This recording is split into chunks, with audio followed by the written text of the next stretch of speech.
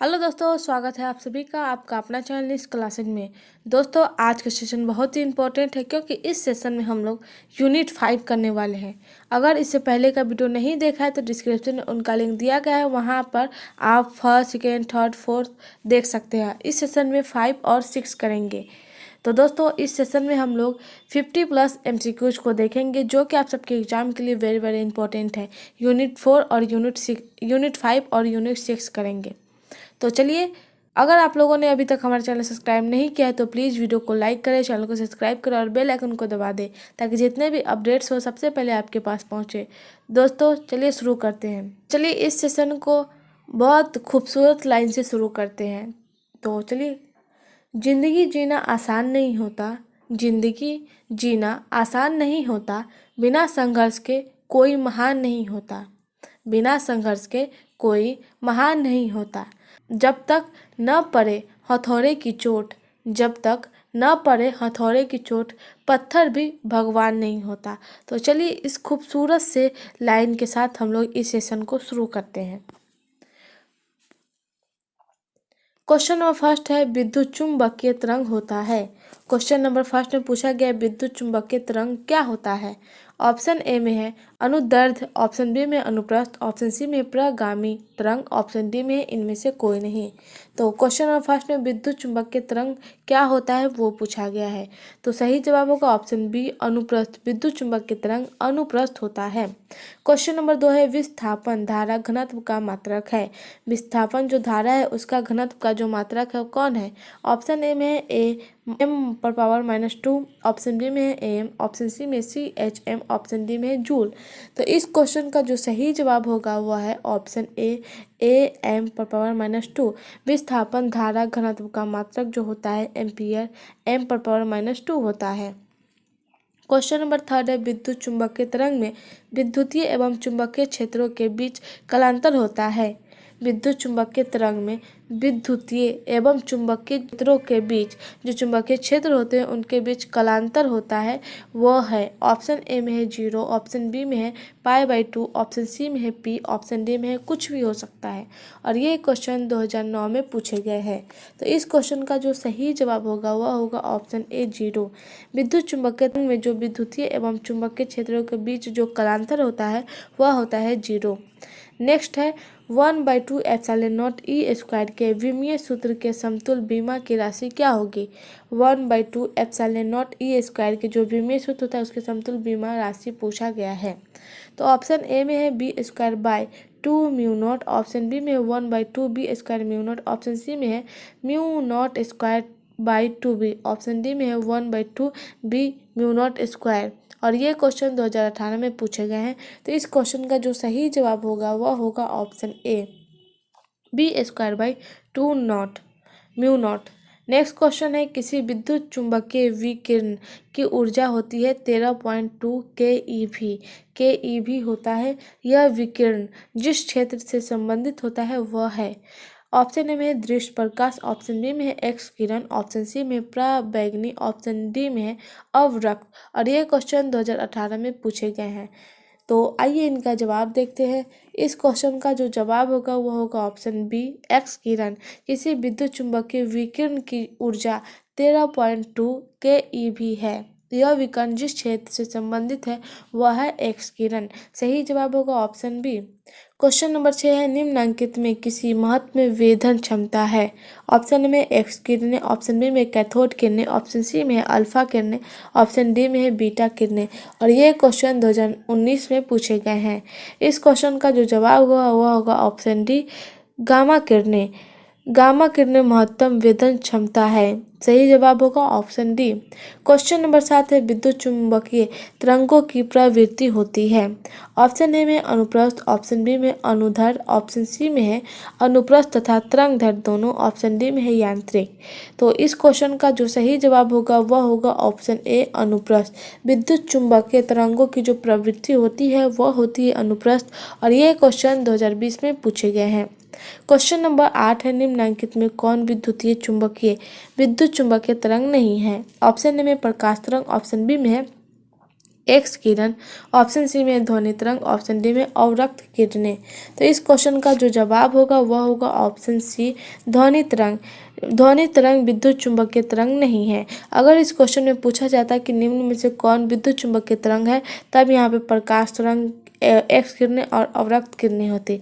लेकिन इस क्वेश्चन में पूछा गया कौन विद्युत चुंबकीय तरंग नहीं है, तो सही जवाब होगा ऑप्शन सी। और ये क्वेश्चन 2020 में पूछे गए हैं। तो दोस्तों, इस सेशन में जितने भी क्वेश्चन होंगे ऐसे बहुत सारे क्वेश्चन हैं जो बोर्ड एग्जाम में पूछे गए हैं, उसको वो भी क्वेश्चन होंगे और कुछ इंपॉर्टेंट क्वेश्चन होंगे। तो अंत तक बने रहिए। इसके बाद जो हमारा यूनिट 6 होगा वो हम लोग ऑप्टिक्स का देखेंगे। ऑप्टिक्स में से कितने क्वेश्चन बोर्ड एग्जाम में पूछे गए हैं, और आप लोग ट्राई कीजिए कि आप लोग से कितना सॉल्व हो पाता है, और इसका आंसर कमेंट में बताइए। क्वेश्चन नंबर और उसका आंसर कमेंट में बताइए, और हम तो बताते ही जा रहे हैं। तो चलिए आगे बढ़ते हैं।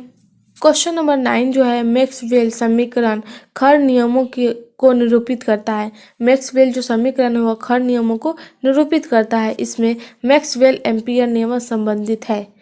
इसमें मैक्सवेल जो एम्पीयर नियम है वह किससे संबंधित है? ऑप्शन ए में है कुल धारा से, ऑप्शन बी में है विस्थापन धारा से, ऑप्शन सी में चालन धारा से, ऑप्शन डी में इनमें से कोई नहीं।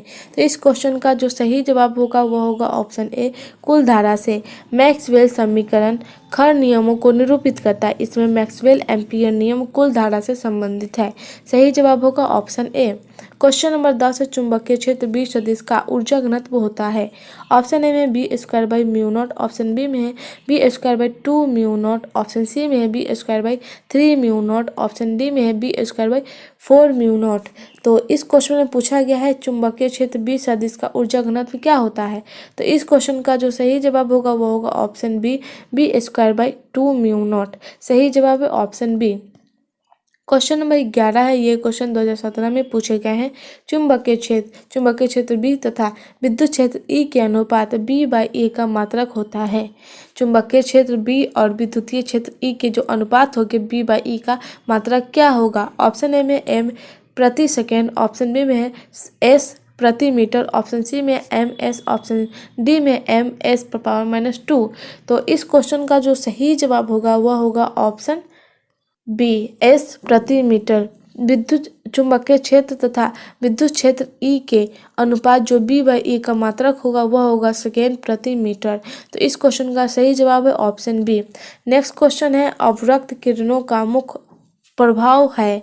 अवरक्त किरणों का जो मुख्य प्रभाव है वह है ऑप्शन ए में देखने की संवेदना, ऑप्शन बी में है उष्मीय, ऑप्शन सी में प्रकाश विद्युत प्रभाव, ऑप्शन डी में इनमें से कोई नहीं।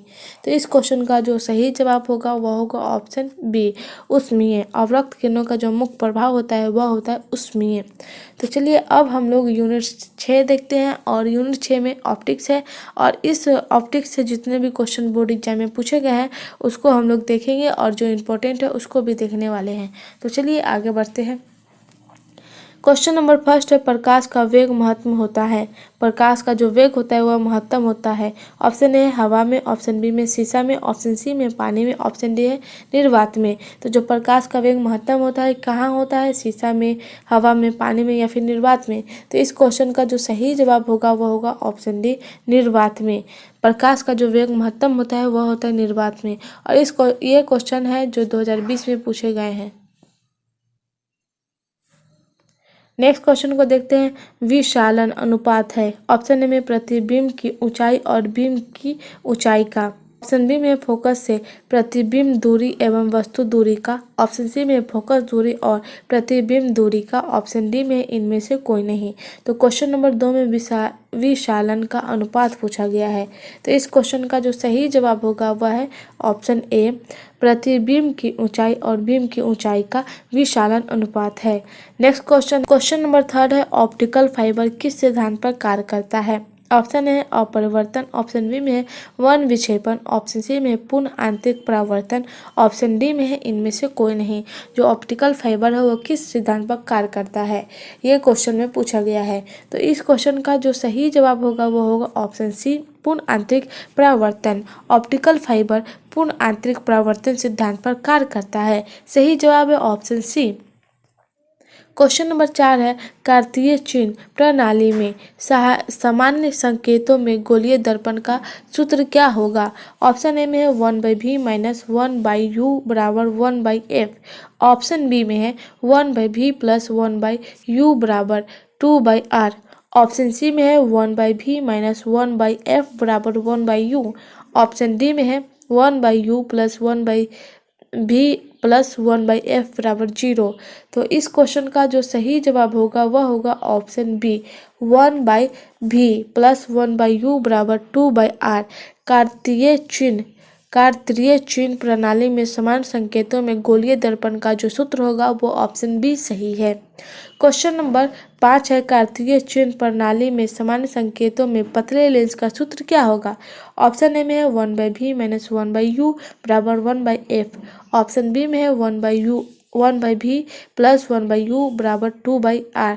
ऑप्शन सी में है 1/u माइनस 1/v बराबर 1/f। ऑप्शन डी में है 1/v plus 1/u plus 1/f बराबर 0।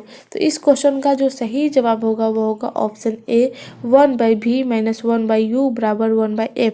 कार्तीय चिन्ह प्रणाली में समान संकेतों में पतले लेंस का जो सूत्र होगा वह होगा option A 1/v minus 1/u बराबर 1/f। सबको एक ही साथ देखते जाना है और समझते जाना है। तो चलिए आगे बढ़ते हैं। क्वेश्चन नंबर 6 है यौगिक सूक्ष्मदर्शी की नली की लंबाई बढ़ाने से आवर्धन क्षमता क्या होगी। बढ़ती है, घटती है, नहीं बदलती है या फिर शून्य हो जाती है। तो इस क्वेश्चन का जो सही जवाब होगा वह होगा ऑप्शन बी यौगिक सूक्ष्मदर्शी की नली की लंबाई बढ़ाने से आवर्धन क्षमता घटती है। नेक्स्ट क्वेश्चन है 20 सेंटीमीटर फोकस दूरी वाले उत्तल लेंस की क्षमता डायोप्टर में होती है। इस क्वेश्चन में पूछा गया है 20 सेंटीमीटर वाली फोकस दूरी है, उसमें उत्तल लेंस की जो क्षमता होगी डायोप्टर में क्या होगी, और ये क्वेश्चन 2020 में पूछे गए हैं। ऑप्शन ए में 4, ऑप्शन बी में 5, ऑप्शन सी में 3, ऑप्शन डी में 2। तो इस क्वेश्चन का जो सही जवाब है वह है ऑप्शन बी 5 होगी। 20 सेंटीमीटर फोकस दूरी वाले उत्तल लेंस की जो क्षमता होगी डायोप्टर में 5 होगी। क्वेश्चन नंबर 8 है एक उपव्योलोत्तल लेंस के पदार्थ का अपवर्तनांक 1.5 है, इसकी फोकस दूरी का मान क्या होगा यदि इसके प्रत्येक तल की वक्रता त्रिज्या 30 सेंटीमीटर है। ऑप्शन ए में है 60 सेंटीमीटर, ऑप्शन बी में है 40 सेंटीमीटर, ऑप्शन सी में है 30 सेंटीमीटर, ऑप्शन डी में है 10 सेंटीमीटर। तो इस क्वेश्चन में पूछा गया है कि एक उपव्योत्तल लेंस के जो पदार्थ का अपवर्तनांक है वह है 1.5, इसकी जो फोकस दूरी का मान क्या होगा यदि इसके प्रत्येक तल की वक्रता त्रिज्या 30 सेंटीमीटर है। तो इस क्वेश्चन का जो सही जवाब होगा वह है ऑप्शन सी 30 सेंटीमीटर ही होगी इसकी फोकस दूरी का मान। तो चलिए नेक्स्ट क्वेश्चन को देखते हैं। क्वेश्चन नंबर 9 है एक संयुक्त सूक्ष्मदर्शी के अदृश्य लेंस से बना प्रतिबिंब होता है। ऑप्शन ए में है काल्पनिक व छोटा, ऑप्शन बी में है वास्तविक व छोटा, ऑप्शन सी में है वास्तविक व बड़ा, ऑप्शन डी में है काल्पनिक व बड़ा। तो इस क्वेश्चन में पूछा गया है एक संयुक्त सूक्ष्मदर्शी के अभिदृश्य लेंस से जो बना हुआ प्रतिबिंब है वह कौन सा है, और ये क्वेश्चन 2018 में पूछे गए हैं। तो इस क्वेश्चन का जो जवाब होगा वो होगा ऑप्शन सी वास्तविक व बड़ा। एक संयुक्त सूक्ष्मदर्शी के अभिदृश्य लेंस से बना हुआ प्रतिबिंब वास्तविक और बड़ा होता है। क्वेश्चन नंबर 10 है एक उत्तल लेंस को ऐसे द्रव में डुबाया जाता है जिसका अपवर्तनांक लेंस के पदार्थ के अपवर्तनांक के बराबर हो, तो लेंस की फोकस दूरी क्या होगी। ऑप्शन ए में 0 हो जाएगी, ऑप्शन बी में है अनंत होगी, ऑप्शन सी में है घट जाएगी, ऑप्शन डी में है बढ़ जाएगी, और ये क्वेश्चन 2018 में पूछे गए हैं। तो आइए इनका जवाब देखते हैं। तो इस क्वेश्चन का जो सही जवाब होगा वो होगा ऑप्शन बी अनंत होगी।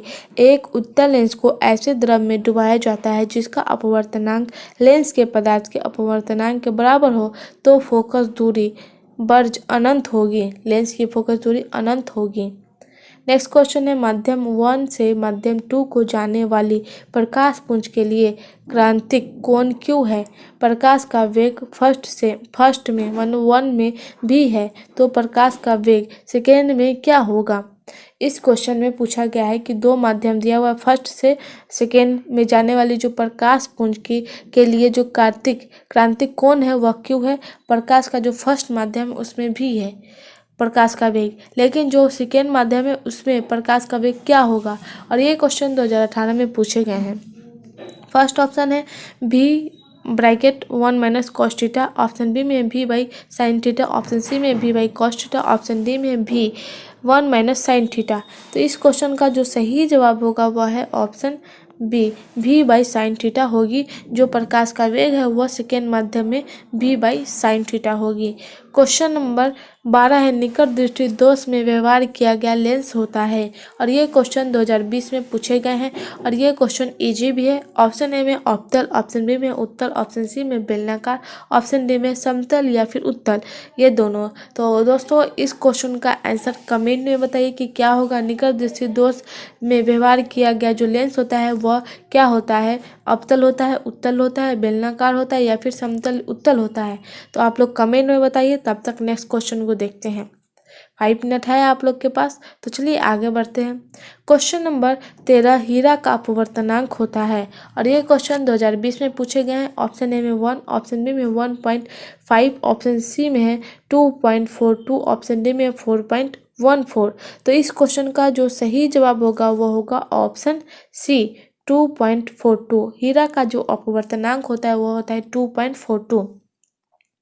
क्वेश्चन नंबर 14 है दूरदृष्टि दोष की दूरी करने के लिए प्रयुक्त लेंस होता है उत्तल, अवतल, बेलनाकार या फिर समतल एवं उत्तल दोनों।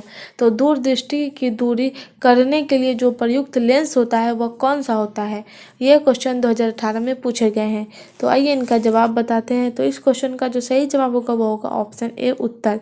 दूरदृष्टि दोष को दूरी करने के लिए उत्तल लेंस की जरूरत होती है।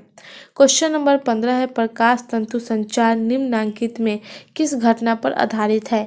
ऑप्शन ए में पूर्ण आंतरिक परावर्तन, ऑप्शन बी में प्रकीर्णन, ऑप्शन सी में परावर्तन, ऑप्शन डी में है व्यतिकरण।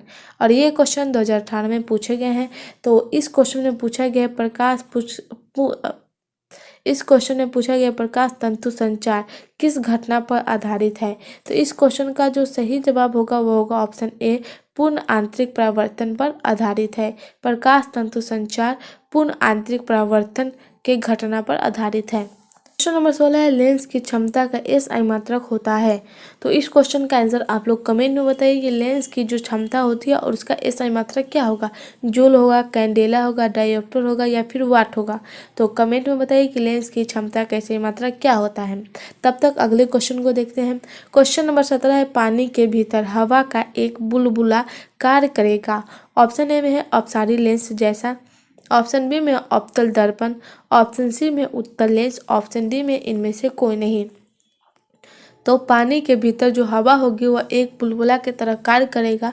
वह किस जैसा करेगा। तो इस क्वेश्चन का जो सही जवाब होगा वह होगा ऑप्शन बी अवतल दर्पण जैसा करेगा। नेक्स्ट क्वेश्चन है अबिंदुकता दूर करने के लिए इस्तेमाल किया जाता है। अबिंदुकता दूर करने के लिए कौन से लेंस की जरूरत होती है। ऑप्शन ए में अवतल लेंस, ऑप्शन बी में है उत्तल लेंस, ऑप्शन सी में है बेलनाकार, ऑप्शन डी में है इनमें से कोई नहीं।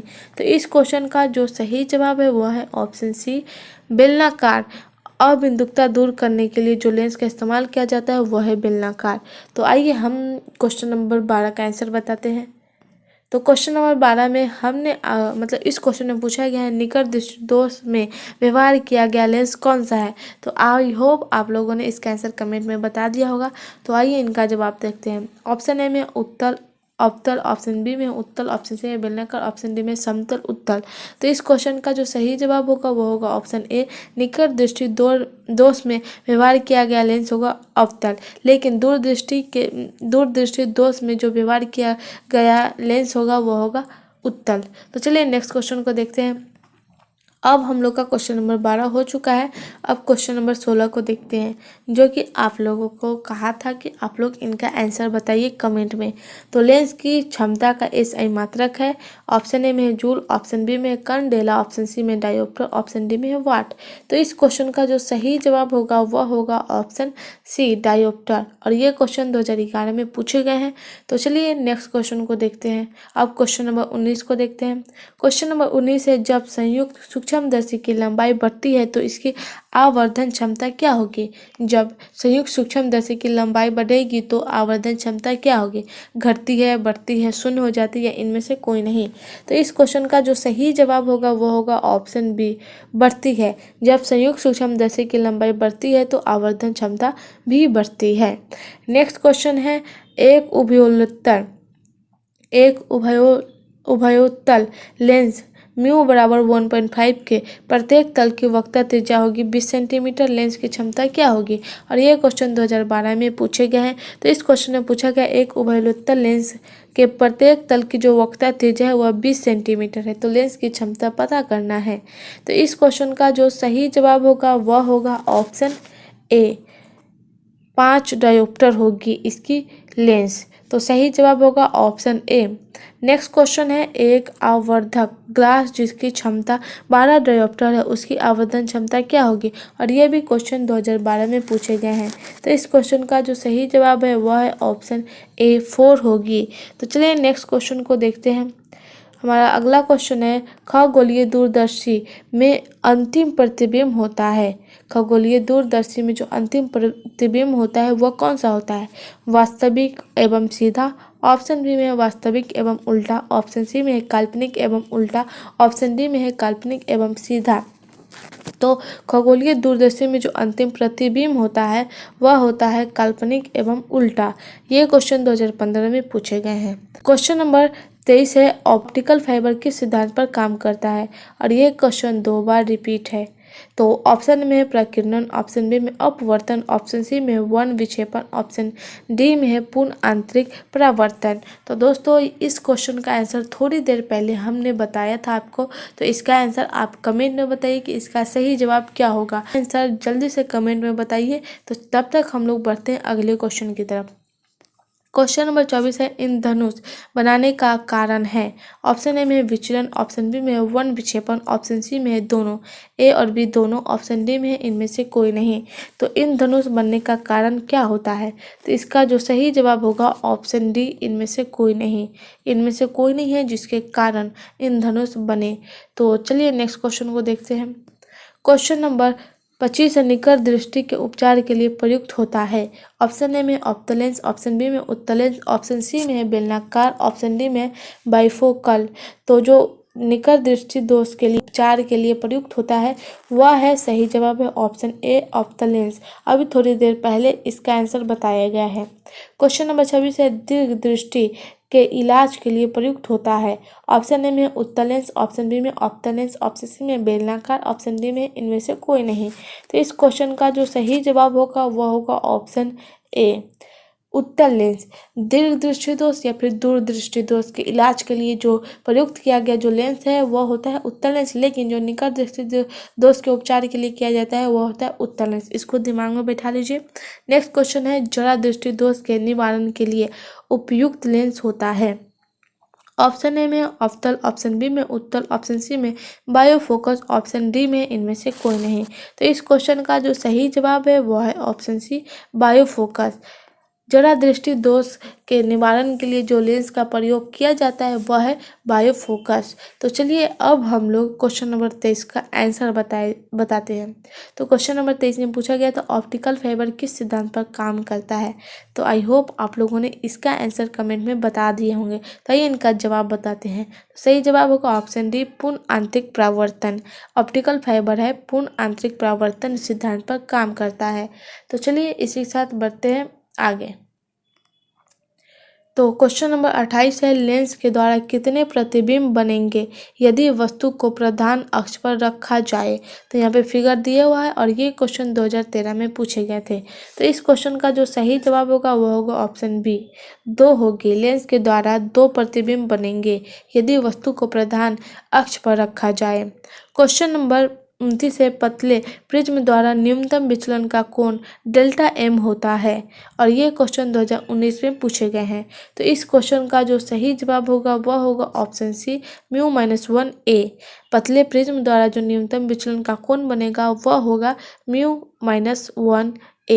तो चलिए नेक्स्ट क्वेश्चन को देखते हैं। क्वेश्चन नंबर 3 से किस दृष्टि दोष को दूर करने में बेलनाकार लेंस का उपयोग किया जाता है?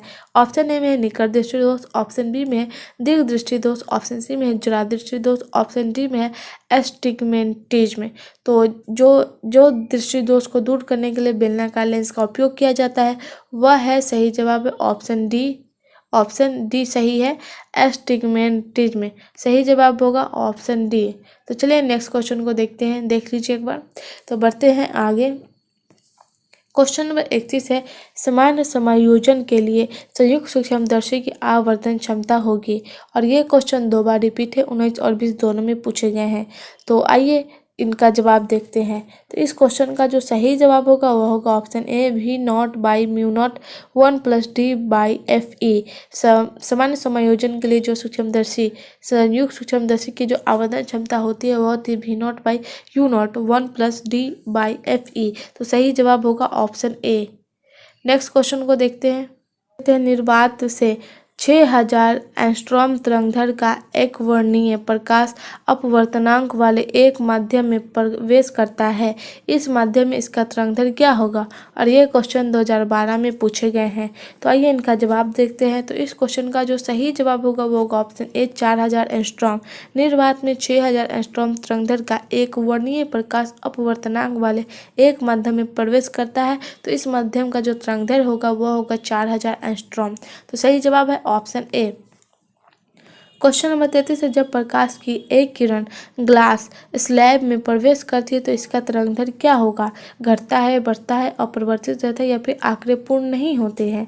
तो इस क्वेश्चन का जो सही जवाब होगा वो होगा ऑप्शन डी, आंकड़े पूर्ण नहीं होते हैं। और ये क्वेश्चन 3 बार रिपीट है। तो ये क्वेश्चन इंपॉर्टेंट है। 2013, 15 और 16 तीनों में ये रिपीट हो चुके हैं। क्वेश्चन नंबर 34 है, खगोलीय दूरबीन का अंतिम प्रतिबिंब होता है। ऑप्शन ए में है वास्तविक और सीधा, ऑप्शन बी में है वास्तविक और उल्टा, ऑप्शन सी में है काल्पनिक और उल्टा, ऑप्शन डी में है काल्पनिक और सीधा। ये भी क्वेश्चन थोड़ी देर शायद बताया गया है।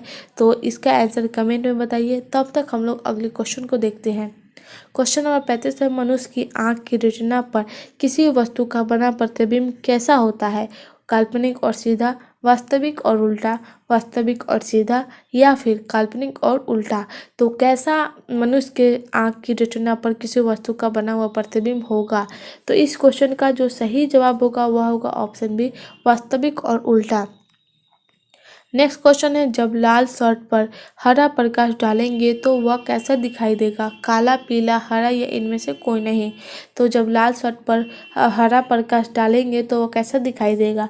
तो इस क्वेश्चन का जो सही जवाब होगा वह होगा ऑप्शन ए, काला दिखाई देगा। क्वेश्चन नंबर 37 है, एक पतले फिल्म के रंग का कारण है। क्वेश्चन नंबर 37 एक पतले फिल्म के रंग का कारण है। और ये क्वेश्चन 2 बार पूछे गए हैं, 2015 और 17 दोनों में। ऑप्शन ए में प्रकीर्णन, ऑप्शन बी में व्यतिकरण, ऑप्शन सी में वन विक्षेपण, ऑप्शन डी में विवर्तन। तो इस क्वेश्चन का जो सही जवाब होगा वो होगा ऑप्शन बी, व्यतिकरण। क्वेश्चन नंबर 38 है, यदि समान फोकस दूरी एफ के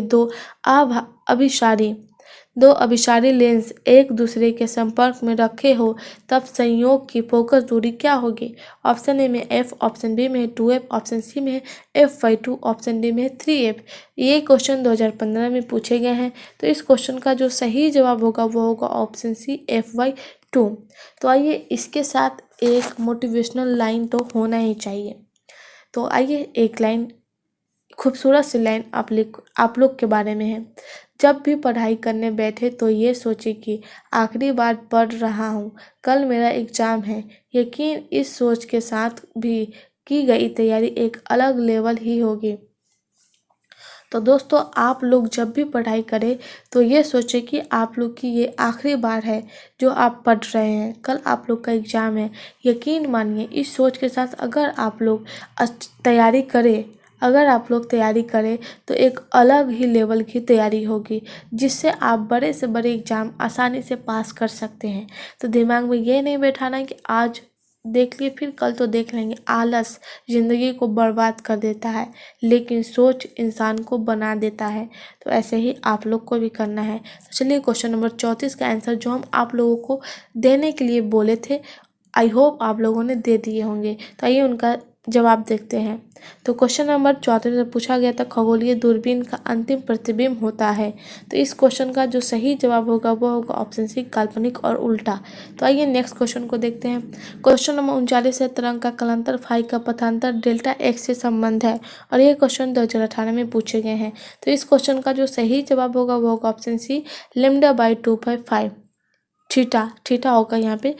तो चलिए क्वेश्चन नंबर 40 को देखते हैं। दो उन तरंगों के व्यतिकरण से उत्पन्न अधिकतम परिणामी आयाम का मान होगा जिसमें प्रकट किया जाता है YA बराबर 4 sine omega T and Y2 बराबर 3 cos omega T. Option A में 7, ऑप्शन बी में 5, ऑप्शन सी में 1, ऑप्शन डी में 25। और ये क्वेश्चन 2018 में पूछे गए और इसमें जो प्रकट किया गया आयाम का मान होगा वो पूछ रहा है। तो इस क्वेश्चन का जो सही जवाब होगा वह होगा ऑप्शन बी 5 होगा इसका आयाम का मान। क्वेश्चन नंबर 41 है मानव नेत्र की विच्छेदन क्षमता मिनट में क्या होती है। ऑप्शन ए में है 1/60, ऑप्शन बी में 1, ऑप्शन सी में 10, ऑप्शन डी में 1/2। और ये क्वेश्चन 2018 में पूछे गए हैं। तो दोस्तों इस क्वेश्चन का आंसर आप लोग कमेंट में बताइए। तब तक हम लोग नेक्स्ट क्वेश्चन को देखते हैं। क्वेश्चन नंबर 42 है एन अपवर्तनांक वाले शीशे की पट्टी के पथ की लंबाई टी का समतुल्यांक निर्वात में डैश पथ की लंबाई है। ऑप्शन दिए गए हैं और इस क्वेश्चन का जवाब बताना है और ये क्वेश्चन 2011 में पूछे गए हैं। तो इस क्वेश्चन का जो सही जवाब होगा वह है ऑप्शन बी एनटी होगी इसकी सही जवाब। तो चलिए अभी तक आप लोगों ने इनका आंसर दे दिए होंगे। तो अब हम लोग क्वेश्चन नंबर 41 देखते हैं। क्वेश्चन नंबर 41 में मानव नेत्र की विभेदन क्षमता जो मिनट में है क्या होती है। तो इसका सही जवाब होगा वह होगा ऑप्शन डी 1/2। तो चलिए नेक्स्ट क्वेश्चन को देखते हैं। क्वेश्चन नंबर 43 है इलेक्ट्रॉन वोल्ट ईवी द्वारा मापा जाता है। इलेक्ट्रॉन वोल्ट यानी ईवी द्वारा क्या मापा जाता है, आवेश, विभवांतर, धारा या फिर ऊर्जा। और यह क्वेश्चन 2 बार पूछे गए 15-16 दोनों में। तो ईवी द्वारा क्या मापा जाता है, तो ईवी बराबर होगा जूल मापा जाता है। तो सही जवाब होगा ऑप्शन डी इलेक्ट्रॉन वोल्ट द्वारा ऊर्जा को मापा जाता है। नेक्स्ट क्वेश्चन है प्रकाश की अनुपात तरंग प्रकृति की पुष्टि करता है। ऑप्शन ए में व्यतिकरण, ऑप्शन बी में परावर्तन, ऑप्शन सी में ध्रुवन, ऑप्शन डी में वन विक्षेपण। तो इस क्वेश्चन का जो सही जवाब होगा वह होगा ऑप्शन सी ध्रुवन। सही जवाब ऑप्शन सी प्रकाश के अनुप्रस्थ तरंग प्रकृति की ध्रुवन पुष्टि करता है।